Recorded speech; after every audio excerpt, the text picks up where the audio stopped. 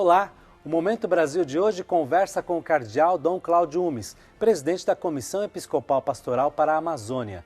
Como preservar e evangelizar esse estado? Acompanhe.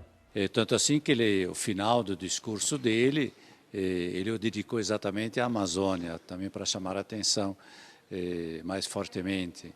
E onde ele diz que a Amazônia é um teste decisivo e um banco de prova para a Igreja no Brasil. Isso significa que ele espera realmente que nós assumamos a Amazônia com toda a força e com todo o entusiasmo missionário e também com toda a inteligência evangelizadora, que realmente ali a Igreja possa vencer esse grande desafio de evangelizar a Amazônia. Ele tem um grande interesse em ver como é importante para o país e não só para o país, para a América Latina toda, a questão da evangelização da Amazônia.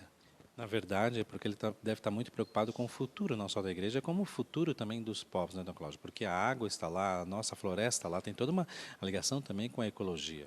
Sim, toda a questão do ecossistema, o meio ambiente, faz parte daquilo que também a igreja deve ser, porque a igreja deve se encarnar dentro dessa questão também. A igreja não é desencarnada da história. Se a Amazônia precisa ser preservada de uma forma inteligente, sobretudo sob o aspecto do ecossistema, então isso também entra na própria forma da igreja ser igreja ali. E, por outro lado, também a questão dos índios, que são uma das características da população de lá, e uma das características muito especiais que é fundamental da Amazônia, da sua história também. Então, isso também deve caracterizar fortemente a igreja na Amazônia. Tanto assim que ele fala de um rosto amazônico. A igreja deve ter um rosto amazônico, com clero autóctone, clero indígena, na medida possível, autóctone, portanto, ele fala então também sobre a necessidade de uma formação do clero local e que essa formação respeite essas características e prepare os missionários, as missionários, os padres, sobretudo, então, esse clero autóctone, para realmente conseguir que a igreja ali tenha um rosto amazônico. Essa é uma das grandes dificuldades da igreja hoje, né, Dom Cláudio? Que sempre foi chegar nas comunidades mais distantes, ir até o encontro das tribos indígenas, das populações ribeirinhas, porque faltam padres, faltam missionários. A partir do momento que se investe na formação local, você aumenta o número de pessoas que vão estar envolvidas nessa formação. Com certeza, esse é um dos aspectos que nós temos que, de fato, progredir, ou seja, de maior presença de missionários, de pastores, de padres, junto a essas comunidades todas que vão se constituir, que já se constituíram uma grande parte através de toda a história da evangelização da Amazônia, que vem já dos primeiros missionários, depois as prelazias, que foi também um grande capítulo da história, e esse novo tempo agora da Igreja na Amazônia. Então, essa presença, que ainda falta muito, nós temos muita falta de gente, e porque as comunidades ficam muito sozinhas, isoladas, sem a presença do padre, ou só muito, digamos assim, de passagem, afinal de contas, ela se fragiliza muito também. Então, acaba, de fato, sendo presa também de qualquer outra pregação que passe, de qualquer outra questão que passe. Quer dizer, se fragiliza. Então, essa questão da presença é uma das questões que nós precisamos conseguir vencer, quer dizer, ter mais pastores presentes nas comunidades, pastores católicos presentes nas comunidades. Segunda questão é de inculturar a fé. A evangelização deve ser inculturada nas culturas indígenas, na sua história, na sua cultura, na sua religiosidade.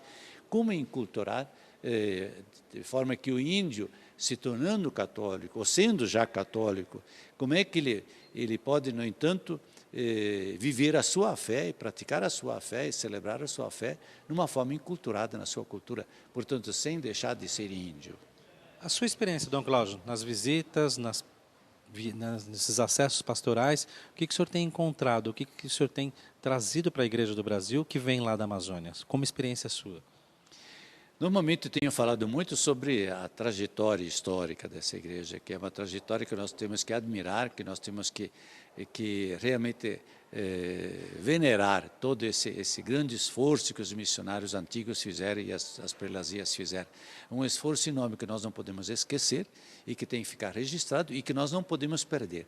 Quer dizer, nós temos todo esse trabalho imenso missionário que foi feito e nós devemos ser continuadores, que, no entanto, atualizam também, sempre de novo. Devem atualizar para o tempo de hoje, o mundo de hoje, a forma como hoje está a Amazônia, com toda a sua história, às vezes com tantos percalços e tantas injustiças que se cometeram, mas é essa a Amazônia de hoje. Como hoje, então, continuar preservando esse passado e, ao mesmo tempo, atualizando isso para os tempos de hoje, enculturando nos tempos de hoje. Então, a gente fala muito sobre isso. Segundo, de que é uma igreja muito valente, é uma igreja muito dinâmica e muito corajosa.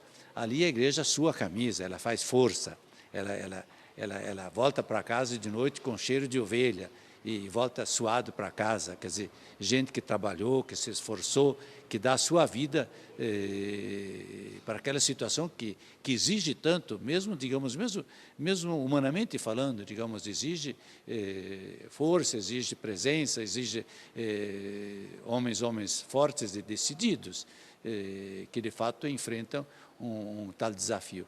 Então eu mostro muito isso. E como a igreja no Brasil pode e deve ajudar mais, enviando mais missionários e também recursos materiais, porque muitas vezes essas igrejas, muitas vezes não, a grande maioria dessas igrejas são pobres, tem pouca infraestrutura, precisam, portanto, de recursos para poder melhor atender a essa situação tão especial, onde, por exemplo, as distâncias são muito grandes, os recursos são muito poucos, e tudo isso faz com que haja uma necessidade maior também de ajuda sobre esse aspecto.